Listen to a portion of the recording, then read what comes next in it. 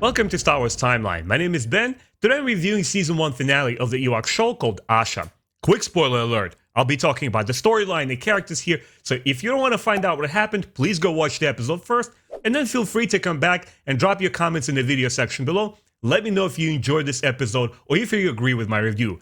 As always guys, I really appreciate all of your support. Please like this video, subscribe to my channel so you don't miss my future reviews. Let's get into it.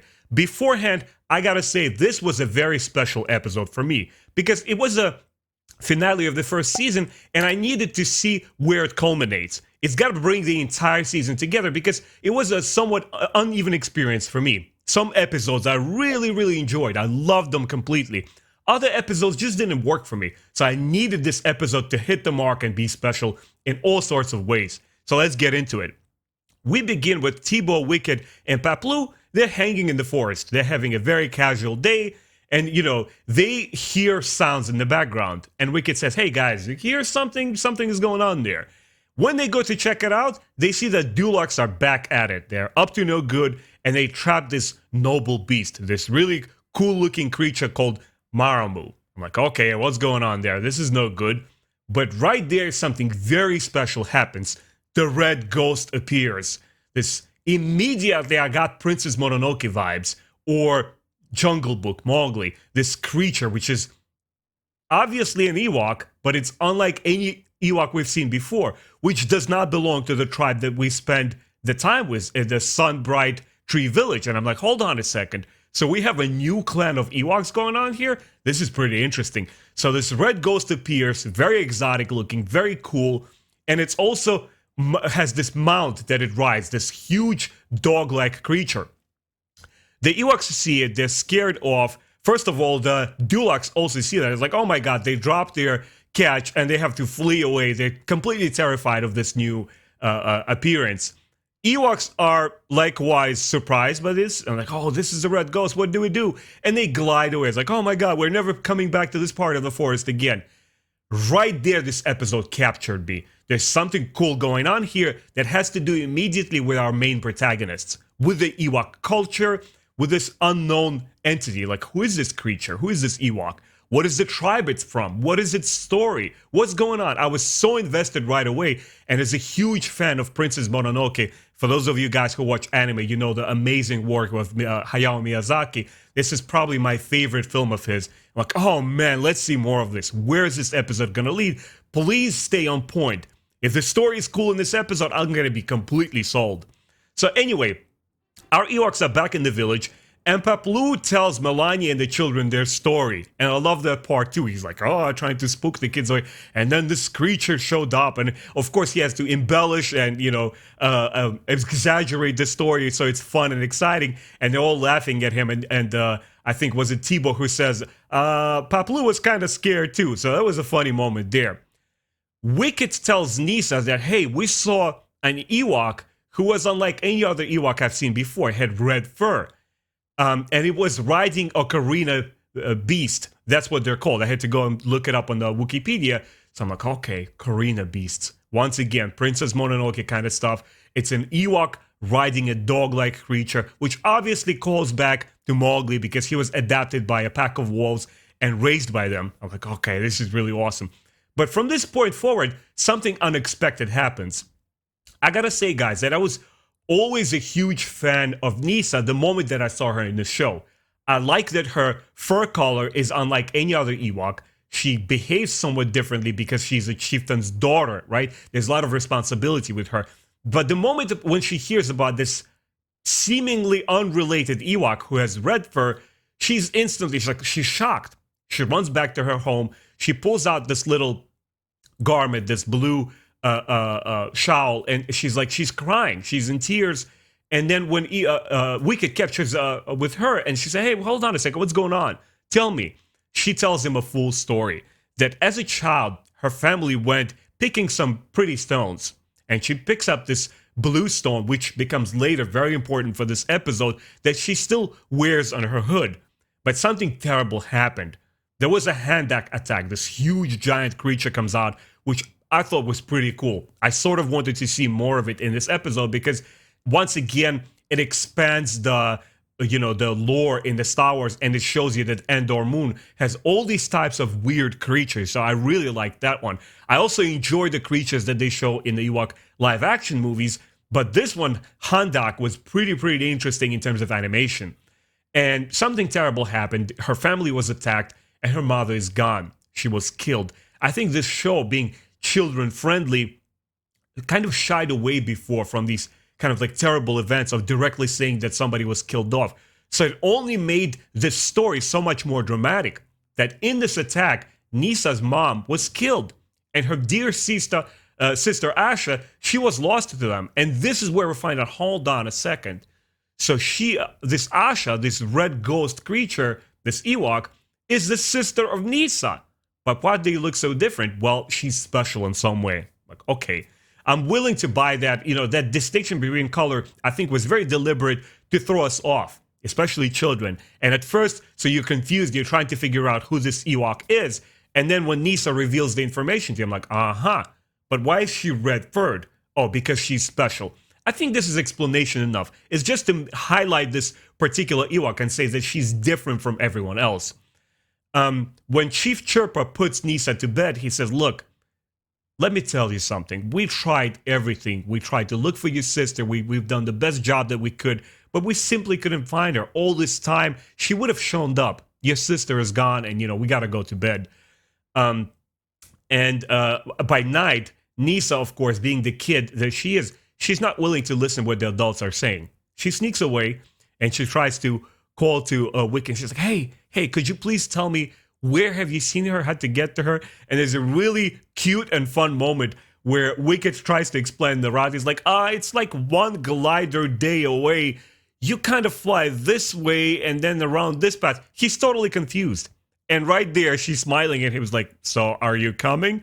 And of course, being the good friend that Wicket is, he joins her. He has to help his friend, and he's got to go find her sister along with her.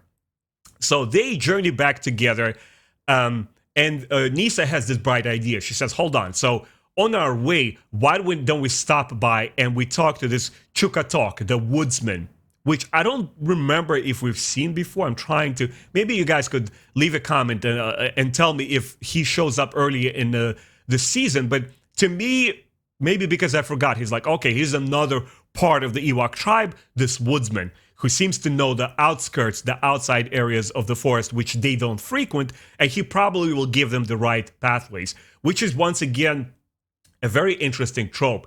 Every time a young hero sets on his journey, he needs to have somebody to illuminate the way path for them, to show them the way. This is where you're supposed to go. This is the direction. Okay, this particular episode is shaping up pretty nicely.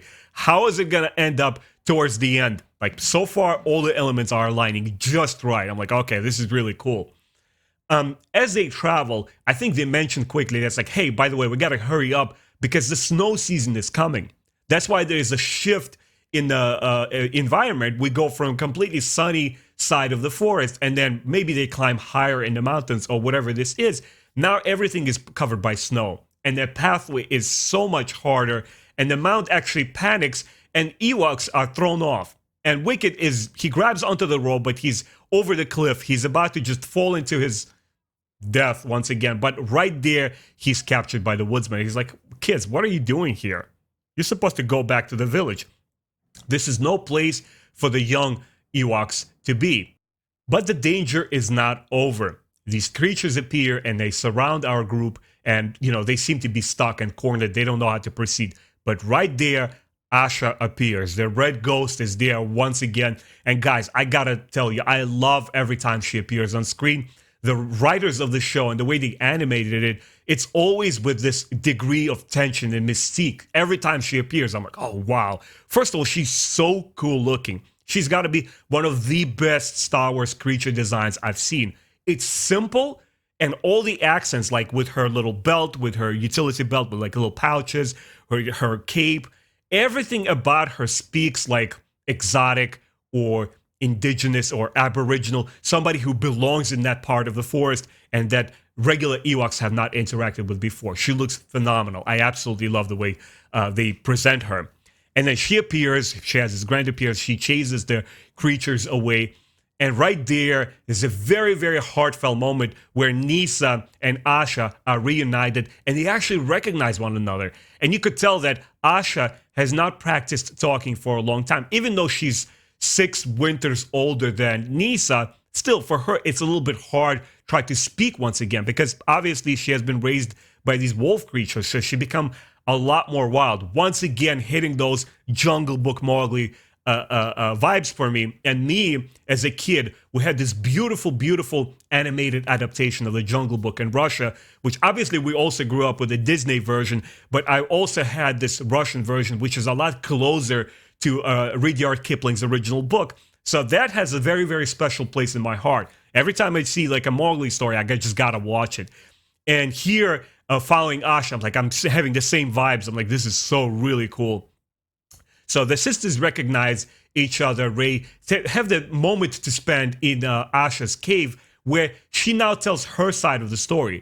She says, like, look, when we were attacked, my mother pushed me into the river. And this is how our mom saved me.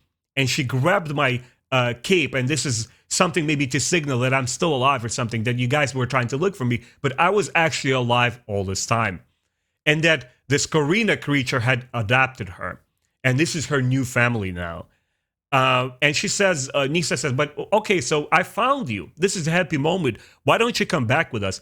But Asha says, no, I can't leave yet. These evil Duloks, they're hunting animals for sport. We Ewoks, we also do it. Obviously, you know, they're carnivores, but they do it out of necessity. You know, they only take from the forest what they need. They're noble creatures. Unlike these Duloks who are just hunting for sport. They're not going to even consume these creatures. They just want to hunt for fun. Who does it? Basically, they're poachers of Endor Moon. And she says, I can't leave. And I really, really like that segment because it shows that she has responsibility. There's a reason behind why she stayed away. Perhaps it's not explained in the episode, but perhaps if Asha knows the forest very well, it's not far-fetched to think that, hey, she knows where the village is. How come she didn't come back on her own all this time? Well, this is the reason. She became like this guardian of the forest, and she's got to protect us from these evil creatures, and this is the reason why she had to stay behind. Once again, this episode is flying with beautiful storyline from like, yeah, it's hitting all the right marks. Please have a solid conclusion. And I gotta say, I enjoyed this first season overall because this final episode brings it home and makes it a very special experience for me. So anyway, the next morning, King Gornish and his Duloks are hunting for these animals. Now we see exactly what they're doing in full swing. They have their cages there. They're hunting all sorts of different creatures. And there's a really goofy moment going on there with the shaman Umwak. She's like, well, I have something to help us here. Here's a little bit of hunting magic. And he starts sprinkling it all over the place. And they start coughing. I'm like, oh, man, there's so much help he is. So I'm laughing with this episode. I actually had a smile just as I was watching it half an hour ago. I'm like, oh man, there's just so many sweet and cute moments there. I really love it.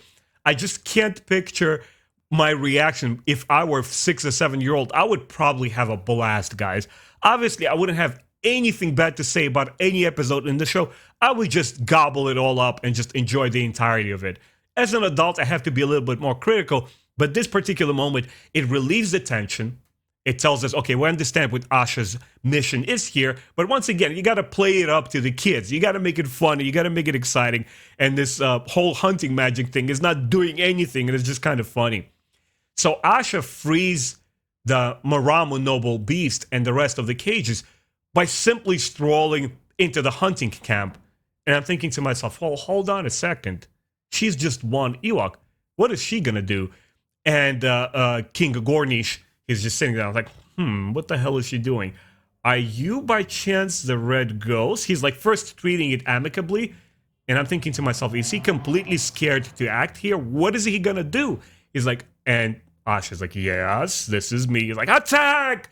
Get her, grab her. And then this is where all the Duloks attack. Once again, make it a kind of like spontaneous moment there. And this is where all the action happens here. And Asha basically handles the entire hunting party. And you're thinking to yourself, one Ewok? How come? Well, she's very special. Once again, she's been raised by these animals, so it stands to reason that she's a lot more agile. She's a lot more resourceful. She's fast. You know, she knows how to outmaneuver them. She doesn't rely just solely on her power, which she seems to have a lot anyway. I'm like, okay, I'm willing to buy that. It's just a tiny little bit far-fetched because the rest of the Ewoks out there, and they're kind of supposed to help, they sort of do, but not a lot. She pretty much handles everybody, including the King Gordish herself. I'm like, okay, I'm willing to give it to her because she was presented from the early on in this episode that she's very unique. She's very special. Okay, this is fine. So the fight with Dulocs ends, and when the victories ensued, basically Asha asks from them, the only way I'm going to let you guys go is if you will never come back to this part of the forest, and you'll never hunt creatures again. And King Gordish says, yeah, okay, all right, I promise. These creatures, the Mamaru, right? She says, which creatures? You better say this again. He said, all right, all creatures. We're going to stop hunting for sport anywhere in the forest. And this is when they leave. They, slide down the mountain and they just all fall into freezing cold river. I'm like, yes, that's what you guys deserve. This is a really puts just the icing on the cake, especially for kids, to show us the great celebration after that it was all worth it. That the Ewoks have won, Asha has prevailed, and all the bad guys end up in the river. And now the most heartwarming part of this episode. Again, this episode just succeeds on every front. The story was good. The newly introduced characters were nice. The premise was nice. Just everything worked here. And now we have the sweet coming home experience, which for some reason I thought, hey, is Asha going to stay? Is she going to choose to remain away from the main Ewok tribe? Please come back. Like, I really wanted her to come back, which speaks to the writer's ability to evoke those emotions, even in an adult. I wanted her reunited with the family, and I was worried there would be any other excuse for her to stay away. But here is this homecoming. She comes home, and Nisa first apologizes to her father. It's like, Dad, I had to leave. I had to look for her. But this is the reward. It was all worth it. And then she unveils her sister. And of course, Chief Sherpa is reunited with his daughter Asha, and we get our happy ending. Guys, I was a little bit reserved with some of the episodes in the season because they seemed to stand out. They seemed to tell stories which are not related to Ewoks much. They don't explore the Endor Moon. They don't add a lot to this ecosystem and telling a grander Star Wars story. Episodes like this do. They help expand this Ewok culture, build the lore, and tell us what they're all about. I absolutely loved it. So I'm going to score this episode and give it straight 4 out of 4. My only tiny nitpick here is, and again, it's a small nitpick which is not probably even worth dwelling on too much, it's just that Asha was a little bit too powerful. That if you're going to introduce Nisa and Wicket, they got to give a helping hand a little bit more. But I guess this was her moment to shine. Just like Rey Skywalker, in the sequel trilogy, if the original cast, Han, Luke, and Leia, were there all the time, consistently pulling all the heavy weight for the young cast, they would have overshadowed Rey. How she was executed well or not, it's a whole different story. But my point is here, it was the main hero's time to shine. And that significant moment at the end where all action happens, it was Asha's time to shine and show us what she's all about. So it's completely understandable. My score does not change. I give this episode straight 4 out of 4. Now, I'm excited to go into Season 2, which I'm going to start reviewing immediately. I try to drop these reviews every Friday. I hope you guys join me and let me know what you thought of this particular episode. Please let me know what was your reaction to Asha. Were you watching the show when you were a kid and you were completely surprised by this new Ewok? Or did you catch it as an adult and you were just interested like in a new, different kind of like Ewok visual look, visual design? Did you also have Jungle Book, Mowgli vibes that I did, or another reference that I mentioned, Hayao Miyazaki's Princess Mononoke? I can't wait to hear all of this from you guys, and I'll keep doing my reviews for the second season. It sort of makes me wish that Disney Plus picks up with this show and they actually start making new seasons, because I'm having tons of fun with it. I'll check you guys next time. Thanks so much for watching. Please like this video, subscribe, and I'll see you next time.